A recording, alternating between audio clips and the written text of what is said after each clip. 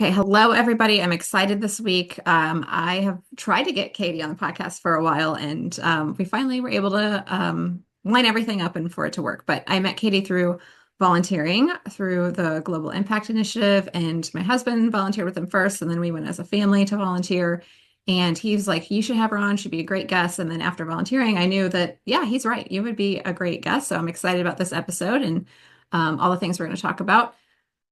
So, welcome to the podcast. I'm excited you're here. It's wonderful to be here. I'm glad our calendars finally aligned too. Yeah, no kidding. You're not like traveling somewhere or in another country or who knows. So, it worked out. But you have a lot of things going on, which we were just talking about a little bit. But between the Global Impact Initiative, you own your own coaching business for women and you own a clothing co-op. So, it's a lot of stuff. And I said you're probably tired, but can you tell us why, with the Global Impact Initiative, it is a volunteer nonprofit organization. Why is volunteerism and like gathering women really important to you? Yeah, so that's such an interesting question to even try to compile into a short story.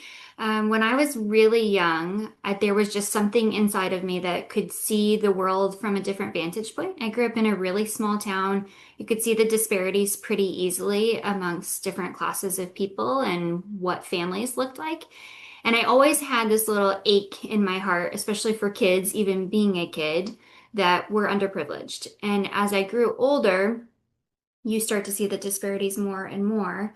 And it's easy to say, that's not my problem. Or there's a lot of people that will say, like, well, they're going to have to figure it out. But ultimately, we as people have the opportunity to help each other in such simple ways that can be game changers for a person. And so I really started to take on that mentality. My dad also taught me that there is no difference between the janitor and the CEO, that we treat all people with the same level of respect. And so to me, that translates into volunteerism, that we take that tool and that technique and we empower the people that need assistance along the way. It's not about giving a hand out, it's about giving a hand up so that they can start to level up their lives and see opportunity and growth. So that's where volunteerism started to come into play. I used to go into a nursing home as a teenager and help plan activities for the elderly people. I look back now and it's kind of humorous, but a lot of fun. And we had a great time. And that really stemmed that there were adults that believed in me that I could do that type of work. And so I kept on the track. Where things started to turn toward empowering women in particular is that I started working in male-dominated industries while I was in college. And I could see and feel personally the differences between the men and the women in the industry. We worked really long hours for really poor pay scales, and there weren't a lot of us. I worked in the sports industry. There weren't a lot of females that were at executive level at that point in time. There are now. We're Yeah. making it. But that was the moment where I was like, you know what? We can do all the same things in the same capacities. And there just needs to be a really strong cheerleader for women. And it might be another woman, or we might pull the men along with us. And I think that's when my wheels started to churn of building a community and starting to say, I'm doing something, come with me. Because when the invitation opens, Amy, I think that's when people start to believe that they can be a part of something. A simple ask. Would you like to come with me? Would you like to try this with me? Yeah, that's huge. Just that phrase, like, come with me. I think so many of us, I mean, Surgeon General, there's this epidemic of loneliness, and so many of us just feel like we don't have people in our lives. And it really does take just that initial invitation. And it's hard for us sometimes. I say this all the time that we're very used to living in like military communities where people are always around, always willing to like do stuff because nobody has their family around. And so your friends become your family. And where we live now, it's very like family focus. Everybody like was raised here, grew up here, stays here with their families. And so it's hard to like get people together and you just have to keep inviting. And that's hard sometimes after like the seventh invitation and people still don't come. But if you continue to do that and you say, come with me, that's such a good phrase of just like letting people know that they're seen and they want you want them there. So I think that's a huge takeaway if we all can just say like, come with me to like whatever it is, I'm going to the store, come with me, or like I'm going to go help people, come with me, I think is really cool. Absolutely.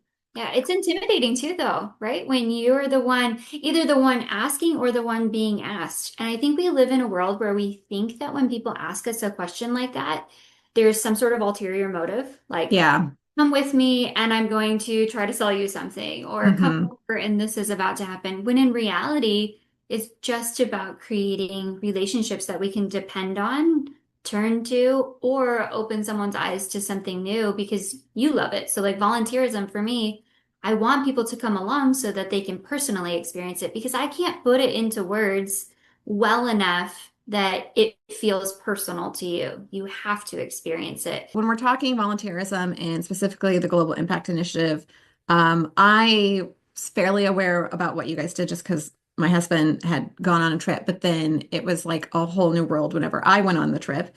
Um, and you're bringing all kinds of people together from all across the country, the world, because we have people from other countries join too. And we're going to another country to help build a home for somebody in a underserved area. And so we did that in Costa Rica in March, and I know you've got lots of other places where you guys are doing that. But I was really impressed with your ability to like organize all of us and like what are your like thought processes when you're dividing a big group? Because I think there are like 60 of us or something, and you're dividing us into like smaller teams. So what are your thought processes to do that in a way that like maybe this will help people connect or help them get to know each other better or kind of like what is the word I'm looking for? Like enhance their experience because they're in this small group. So like how are you thinking through that, going from a big group to smaller groups?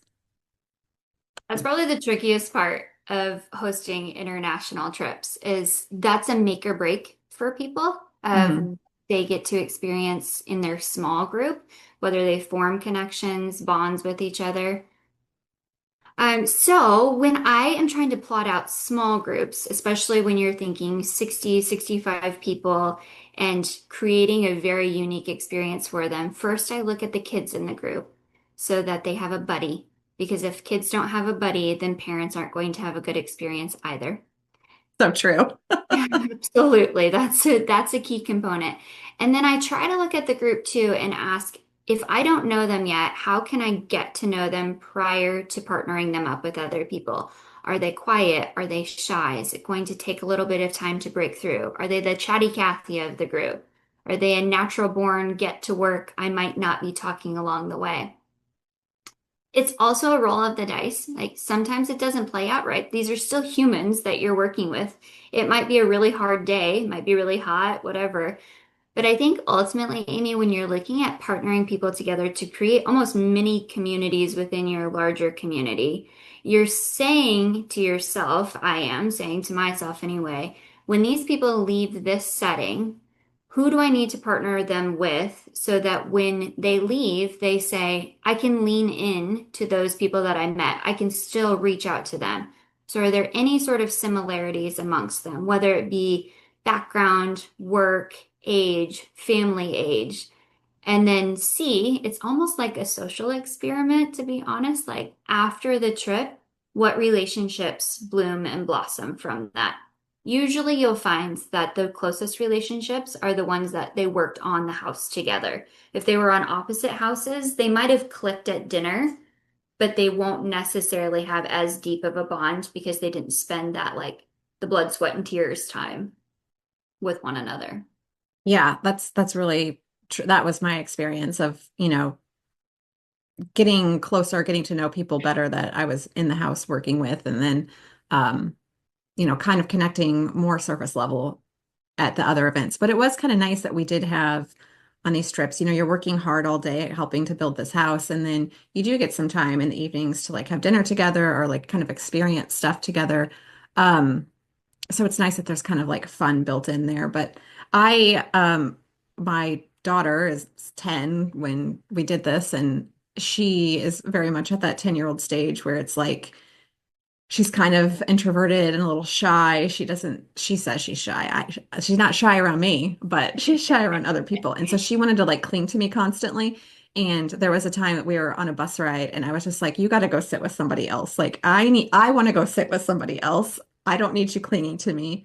And I made such a great friend and another person because we had that bus ride to like chit chat about the experience that we were doing, our backgrounds and all that stuff. So sometimes, like you said, as like the host, you're kind of like constructing these groups and these people together, but sometimes you as like the guest, whether it be at attending an event at somebody's house or like on a volunteer trip or something, like you have to put yourself out of your comfort zone, or you have to tell somebody else, go get out of your comfort zone and let me do my thing, because I would not have made as good of a friendship with that person had I sat next to my daughter on the bus. So I'm glad that I kind of pushed her away from me a little bit. So Yep, it has to good. happen. I think you also identified there's multiple types of hosting. So when I host the volunteer trips, it's very much about awareness of what everyone else is doing and experiencing. So I know you and I had a couple interactions of, Amy, do you need something or do you need me to come up with a project for the kids to do? And so that concept of hosting, for me anyway, is keeping a watchful eye. It's not as much about me getting to interact with people, get to know their stories when we're on site. Comparatively, when I have people over to my house, it's very much like the deep dive into getting to know you and let me know your story and furthering the connection. So on the work site, I'm listening like, okay, who do I need to connect Amy with because I overheard her say these things, or it looks like she's interested in this type of thing. So hosting is kind of like a multifaceted project when you think about it.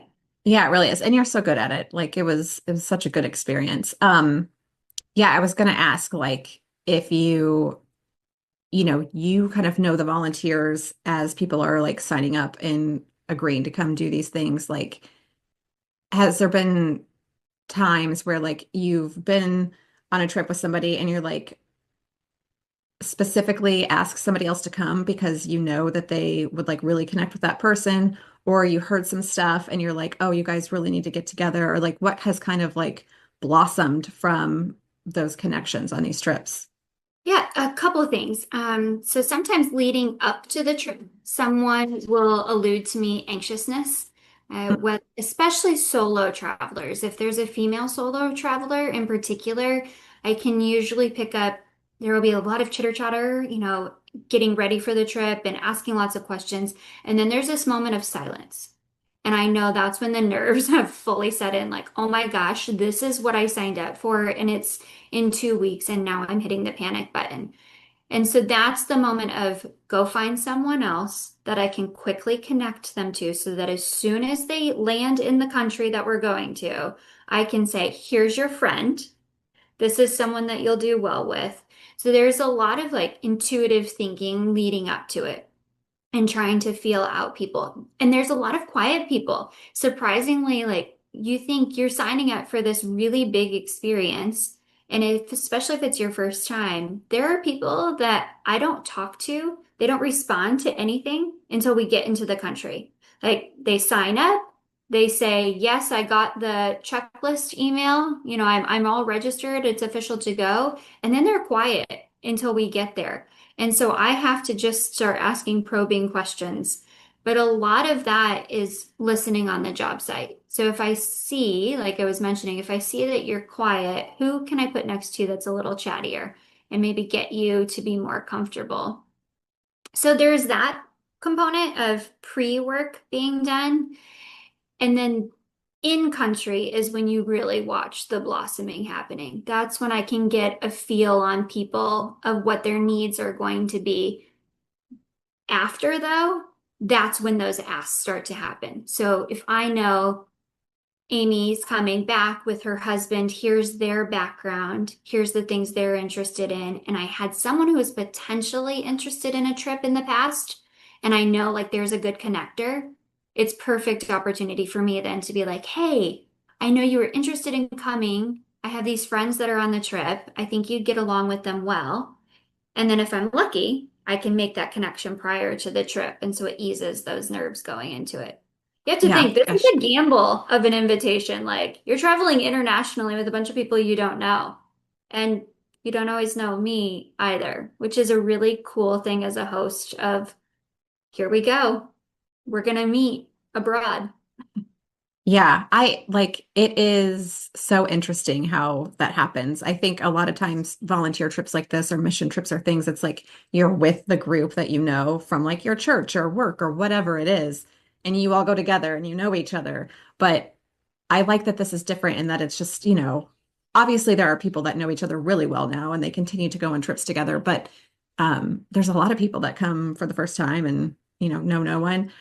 Your friend Michelle is the one I was talking about. I know kind of she lives near where you live and she came by herself. And on that bus ride, she was like, I almost didn't come because I was nervous to travel by myself internationally and not know anybody or whatever. And I just think it's so cool that people are able to take that leap of faith and do that. And then they're obviously giving back in a really great way and they're getting a bunch out of the trip as well. So, um, talk to us a little bit about how people can get involved or volunteer for an impact trip and what that Yeah. looks like. I would love that. So they can visit our website, thegii.org. We always list out all of our upcoming trips. It's open to the community. If you want to talk one-on-one first, anyone's welcome to reach out to me for comforting conversations about what the builds actually look like. That's usually people's go-to question is, I don't have the skill set to build a house. And you don't need a skill set. You just mentioned your daughter was 10 at the time. She did great on the job site. You're totally fine.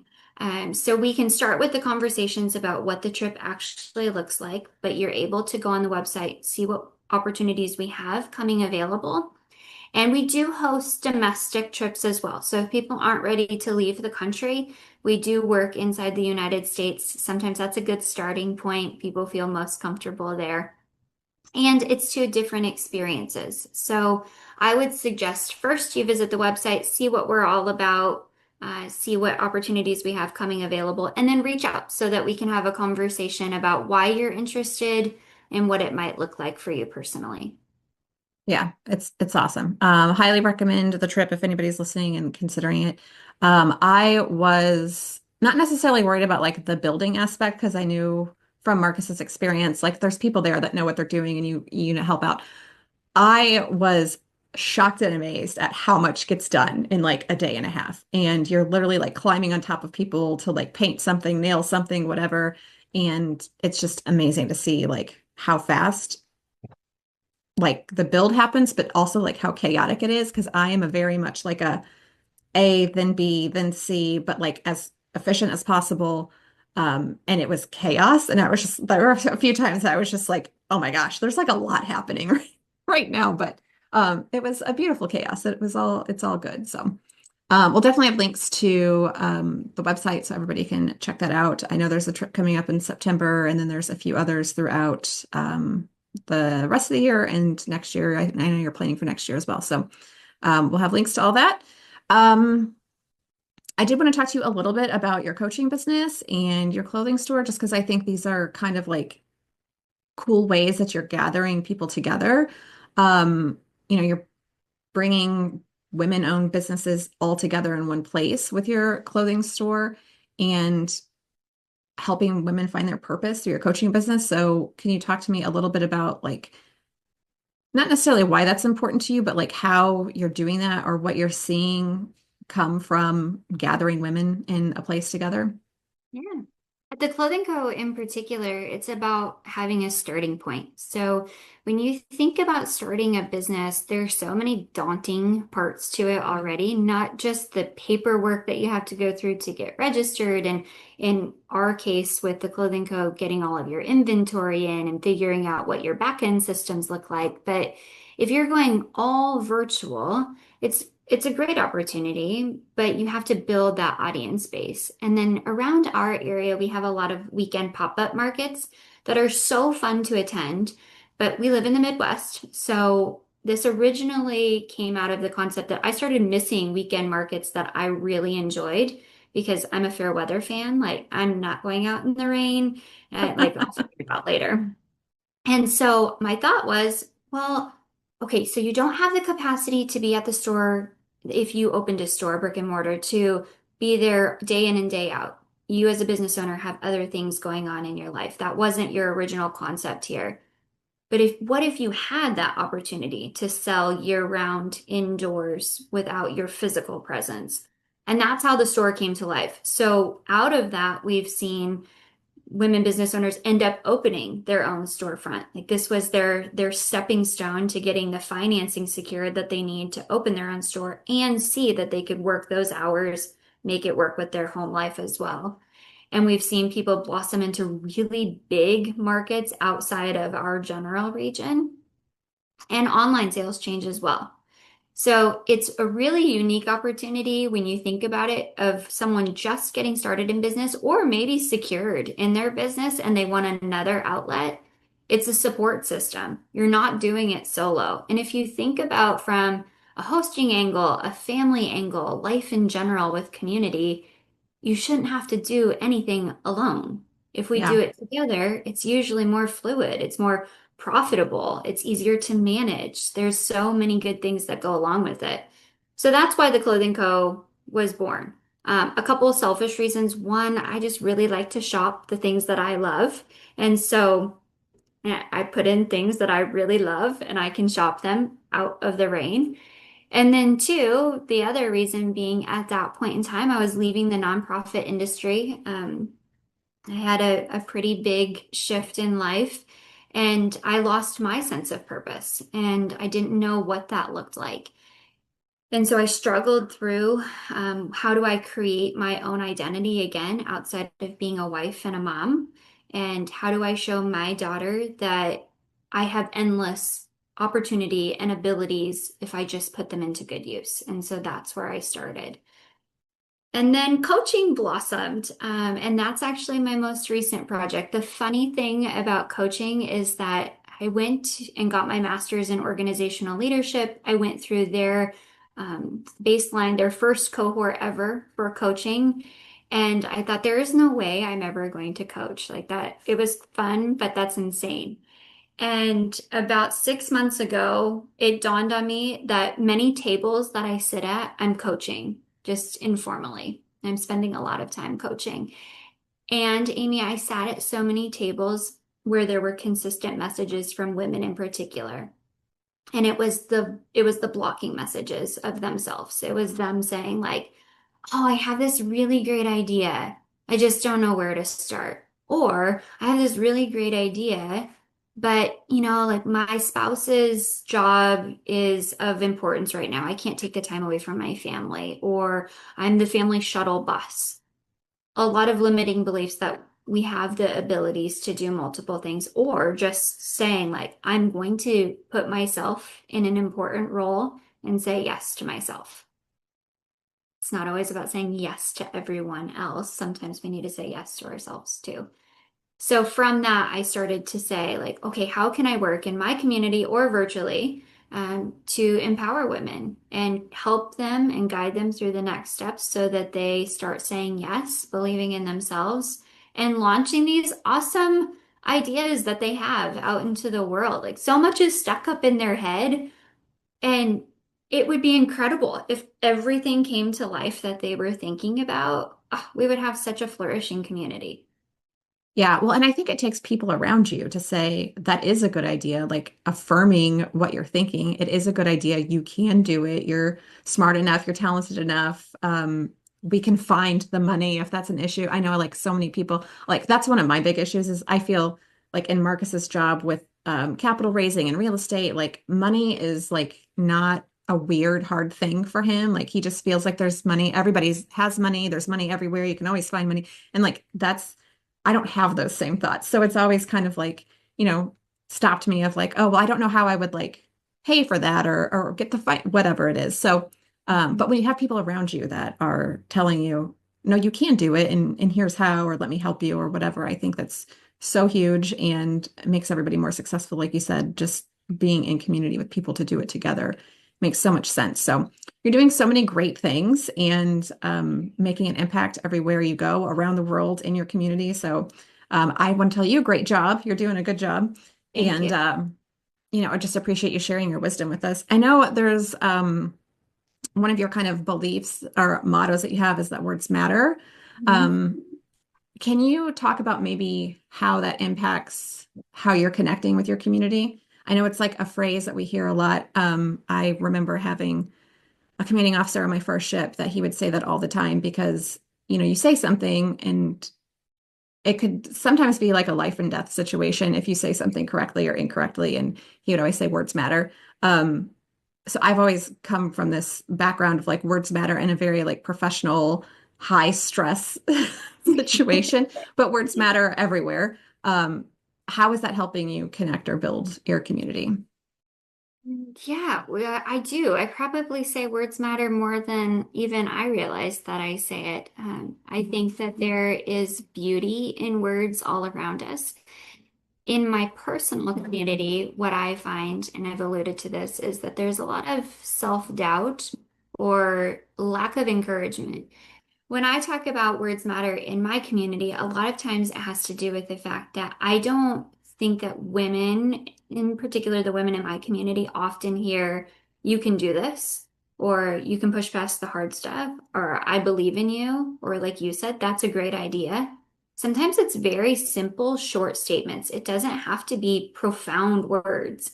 It doesn't have to be paragraphs long, but something that someone can easily reflect back on and be like, hey, remember when Katie said that's a really good idea? And I thought it wasn't really that great of an idea. And when I say words matter, I also mean that you have to be true to the words. It's not fluff, it's not filler, it's not trying to just say something to make someone feel better. It has to be a genuine, true belief that you're speaking into them. Because if it is that trigger point for them, that they believe in the statement that you just told them, those words matter. And so if you weren't being true, and then later they come back and they say, hey, I thought this, ah, your words genuinely matter. And you and I have a similar stance. I know from social media posts and things like this of how our families operate, that the way we speak to our children has a make or break opportunity. We're building their belief system in themselves, and we're saying the words that they're going to internalize and they're going to use to be able to do their internal work, and they're speaking to themselves. I don't think that changes as people get older. I think the things that are being said around us, we think, oh, you're an adult. You can take this, especially if it's harder words to hear. When ultimately the words that are being said to us build our beliefs. And so with my community, Amy, that's important to me. Like, what if no one in weeks or months has said anything positive to you? I don't know that because I don't live in your house or in your everyday world. But what if no one has said a simple thing like, I think you're doing really cool work? That Yeah, grind, it's exhausting then. no kidding. Yep. We lock Um, things up in our brain though. This is another thing, like if you think something about someone, especially in a positive way, share it. It takes 2 seconds to send a text message. Hey, I saw this, or I heard this about what you're doing. That's so cool. That could be such a mindset shift for them. And think about the trust that they're going to build with you. And I think community, when we're talking about community, it has to do a lot with trust. yeah, for sure. When you said like just send a quick text, like it reminded me. This was back several months ago. I was at mass. I think it was like a student mass or something. And I saw another mom there that I know. And she had the cutest shirt on, and the shirt had bows on it. And then she had a bow in her hair. And like, I didn't get to talk to her while we were there. And I think I went to work afterwards or something. And I sent her a text that day. It was like, hey, I saw you at mass. You had the cutest shirt on. I love that you had a matching bow in your hair. And like, it's such a surface level thing. But she like her response was just like, oh my gosh, that's the nicest thing, you made my day, all this stuff. But it also kind of made my day because I'm like, I'm glad that like I had the thought, but I actually like sent it out into the world too. I didn't just like sit on it. So that's so key that you said, like, the words definitely matter, but you have to get them out of your head and like to the person or to yourself or whatever. So it's a great motto, and I think it can really apply to so many different things. So thanks for sharing your perspective on it. We're going to get into your last call questions here. Again, we'll have links to all of your information in the show notes so people can check everything out. But these last call questions are kind of, party fun related questions, however you want to interpret them. So the first one is, what has been your favorite party to host? International mission trips. So I host a lot in my house and I love a good theme party because I think a theme is where people really get to play. They get to be like kids. We host, I will come back to the international mission trips, but we host a scavenger hunt for adults only, Oh, an fun. annual scavenger hunt. Yeah. And at first I was like, this is silly. Like we're adults. It is the most requested event from us out of our friend group. Like, if we skip it, people are angry that we have skipped scavenger hunt night. And it is absolutely ridiculous, the things that we do, but everyone enjoys it. And they come back and we got to play. Actually, Marcus experienced one at one of our board retreats, and he is ruthless in Yeah. those. So I'm not sure I I want to re play with him again. Yeah, I remember him talking about like it was so fun. Like we went around and like I think they went to like a bar or something and like the bartender helped them get like a bunch of the things on the list or whatever. And I don't know, I think a scavenger hunt is such a cool theme though because like you said, it allows you to kind of feel like a kid and play, but there's like you're working towards a task. It's not like you have to come up with all this like conversation to have or whatever. It's like, no, we have this task we have to get, let's work together. And you get to really see people's true colors. Absolutely. And it's a big talking point after the event. So when you think about it, there's people that are not comfortable doing something like a scavenger hunt. It's way out of their comfort zone. But usually they come back and they're like, oh my gosh, we did this, this, and this, and it was so fun. And it's a core memory that you're creating with each other, where you've alluded to too. Sometimes it's hard to sit down and just have conversation. So if you can get people to play, then it breaks open that seal for them. Yeah, And then that's so good. international mission trips, Amy, I'm never going to say that's not my favorite thing to host. That is the most eclectic group of people coming together for one common cause, leaving with lifetime friendships from all over the world. Like, who experiences that on a regular basis? Very few people. So when I get to the country and get everyone together and put my shoulders down and breathe a little bit, then I'm right there in like the sweet spot of life. Yeah. I know it definitely takes a lot of work to get you there, but you do a great job. So, the next last call question here. What is your favorite community and what has made it so great? When we were talking about this question, or when I read it the first time, I thought, "Oh, I don't know how to define this very well or how to pick. I've lived life in a variety of communities, and so they're all so different from one another. Ultimately, though, I'm going to have to go with the volunteers from the Global Impact Initiative. That has been the most challenging but rewarding community to be in. And I say challenging not only from the aspect of a multitude of personalities in one room, but from the angle that you have to really work hard at keeping those relationships. So when we go on the trip and we have this really wonderful experience together, we're really only together for just over 48 hours and then it's a goodbye. So if you had a genuine connection with someone, it's on you to keep that relationship moving forward. And like we've alluded to, we're across the country and in different countries at that. And so when you're next door to someone or you see someone at school pick up on the daily, it's easier to keep a close-knit relationship. You have regular touch points.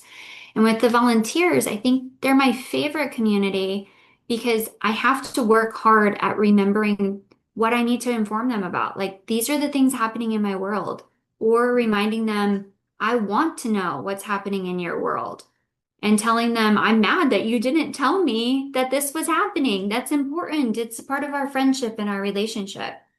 And so some of that's probably like a little Enneagram 3 challenge that I like to have, but I'd say that community.